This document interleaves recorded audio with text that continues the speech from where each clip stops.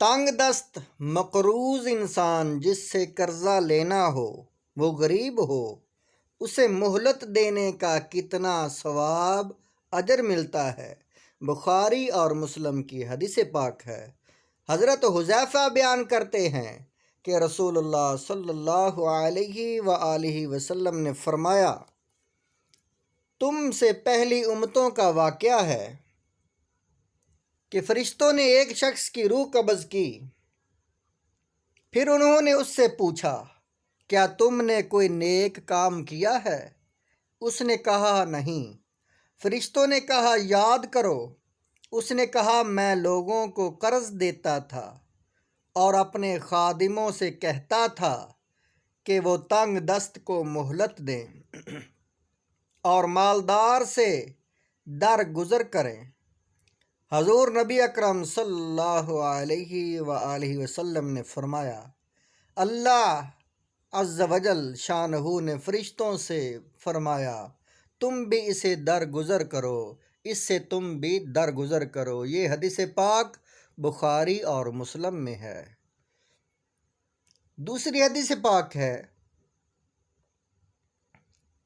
حضرت ابو ہریرہ رضی اللہ تعالیٰ عنہ بیان کرتے ہیں کہ رسول اللہ صلی اللہ علیہ وآلہ وسلم نے فرمایا، جس شخص نے کسی بھی مسلمان کی دنیاوی مشکلات میں سے کوئی مشکل دور کی تو اللہ تعالیٰ اس کی قیامت کی مشکلات میں سے ایک مشکل دور کر دے گا، اور جس شخص نے کسی تنگ دست پر آسانی کی اللہ تعالیٰ اس پر دنیا اور آخرت میں آسانی فرمائے گا، اور جس نے کسی مسلمان کی پردہ پوشی کی اللہ تعالیٰ اس کی دنیا اور آخرت میں پردہ پوشی فرمائے گا۔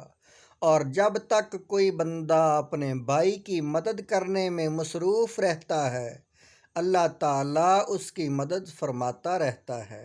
اس حدیث پاک کو امام مسلم، احمد، ابو داؤد اور ترمذی نے روایت کیا ہے۔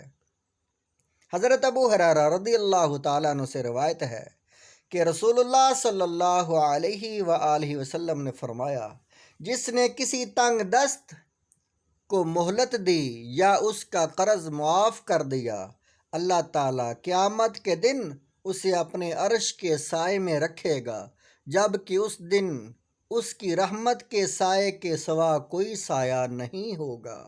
یہ حدیث پاک امام ترمذی اور امام احمد نے اس کو روایت کیا ہے۔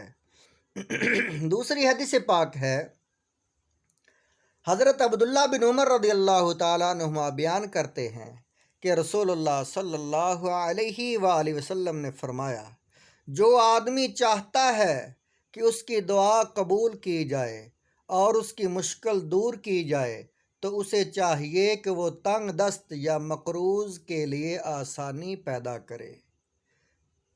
یہ حدیث پاک امام احمد نے اس کو روایت کیا ہے۔ حضرت ابن عباس رضی اللہ تعالیٰ عنہ بیان کرتے ہیں کہ رسول اللہ صلی اللہ علیہ وآلہ وسلم مسجد کی طرف نکلے اور آپ صلی اللہ علیہ وآلہ وسلم اس طرح اشارہ کرتے ہوئے فرما رہے تھے۔ ابو عبد الرحمن نے بھی اپنے ہاتھ کے ساتھ زمین کی طرف اشارہ کیا۔